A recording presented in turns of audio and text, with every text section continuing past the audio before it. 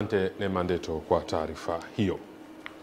Umoja wa wanazuoni wa Kiislamu nchini Hayatul Ulama kwa kushirikiana na Waislamu wa wilaya ya Mkuranga mkoani Pwani wamefanya dua maalumu iliyoambatana na kuchinja na kutoa sadaka kwa ajili ya kuliombea taifa la Tanzania amani na utulivu. Ng'ombe hawa tunawateketeza na wale wabaya wa taifa letu, tunakuomba ewe Allah uwateketeze kama tutakavyowateketeza ng'ombe hawa.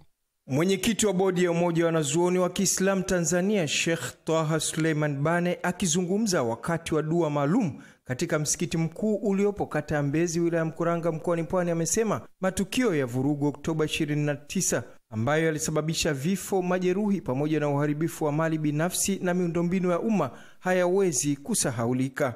Tunaomba nini?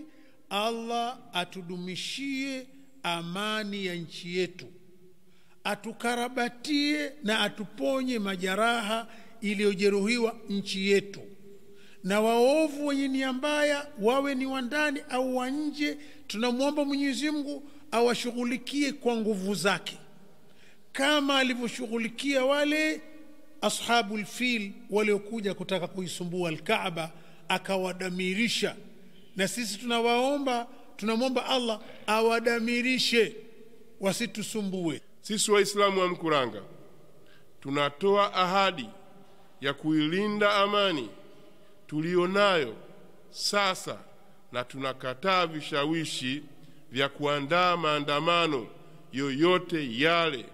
Tunawasihi vijana wote wa nchi hii kutoshiriki kwenye maandamano yaliyopangwa kufanyika tarehe 9 Disemba 2025 na kutoshawishika kuleta vurugu za aina yoyote katika kipindi hiki cha kuliponya taifa.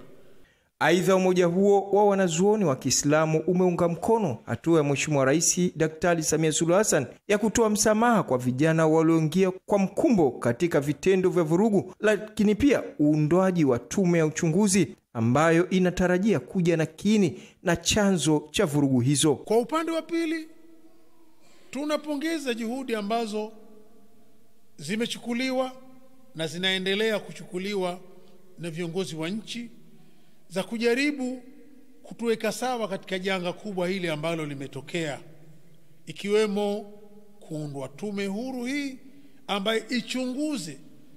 Tuna hamu sana kusikia na kujua ni akina nani hao waliratibu maovu haya kiasi kwamba wakashiriki vijana wetu na watu wengine, yakatusababishia jeraha kubwa katika nchi yetu. Hamisi Suleiman, Channel 10, Dar es Salaam.